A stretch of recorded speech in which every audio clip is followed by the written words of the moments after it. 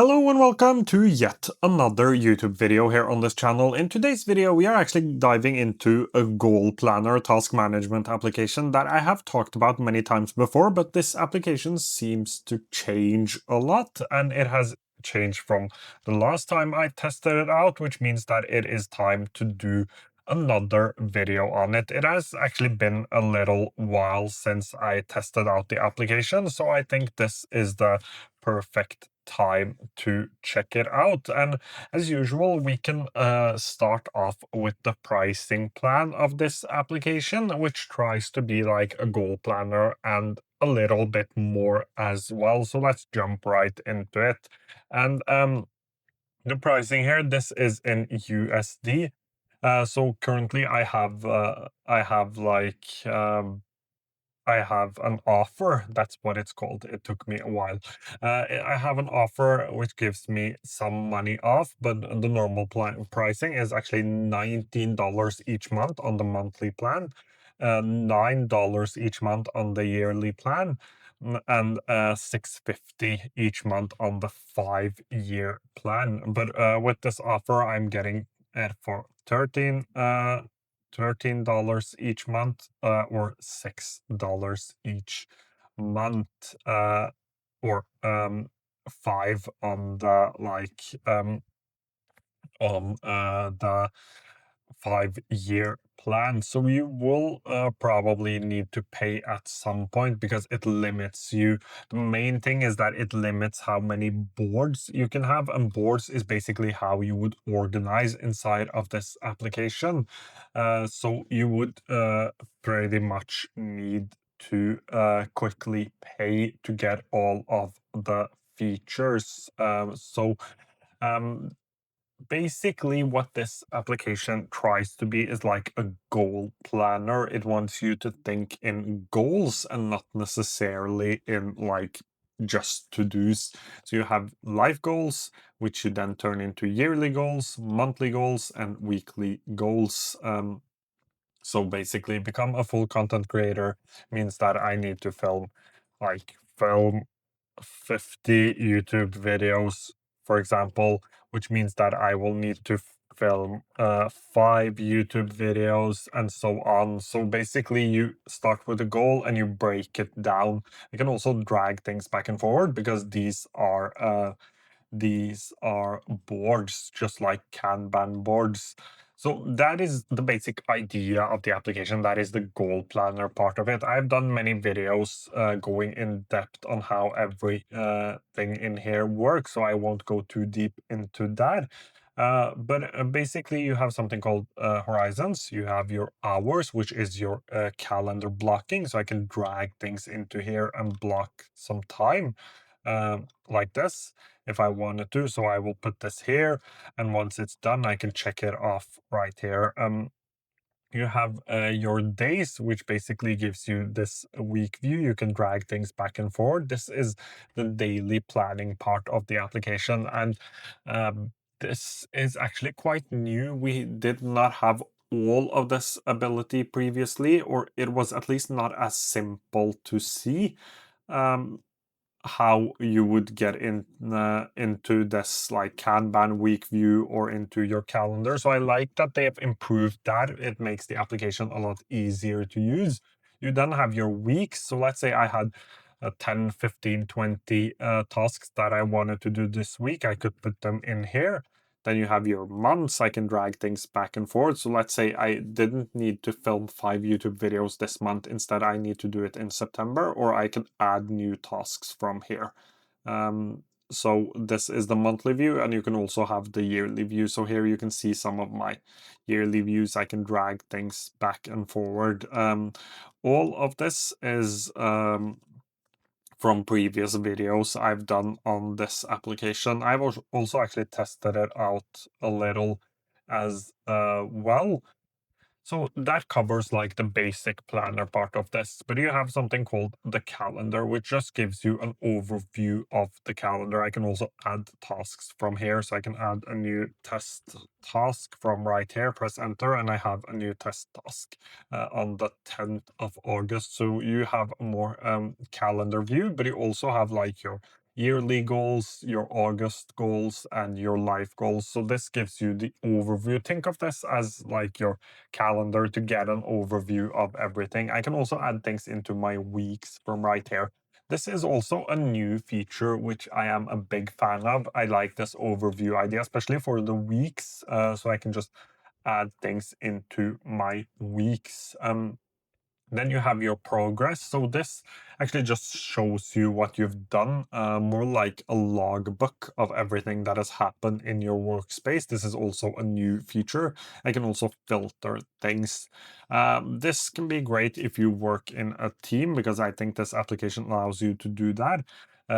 Because you can get notifications for at mentions, for when things are updated, when you have new comments, things like that. That is great if you work in a team environment and someone else actually updates your time stripe. Um, the next one is this team thing.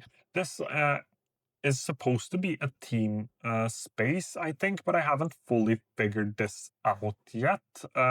But I think the point here is that, and that is why I haven't figured it out, is because it is supposed to be the team space. So you have an inbox, and then you have the names of the people in your workspace. So if I drag this, can I drag this here? It doesn't seem like I can drag it into here. But let's add a new task to under my own name. If I then click this, it should be assigned to me already. That's the point. And my guess is that I can add things into my inbox. So it doesn't work because of the pro plan restriction, but I could add things into my inbox, and then I could uh, drag it into the assigned space here, so that it would be assigned to me. So if you had 5, 6 people, you had an inbox full of tasks that the team needed to do, you could move them into the right person and assign it that way. So a team feature, not necessarily something you would use as a single person.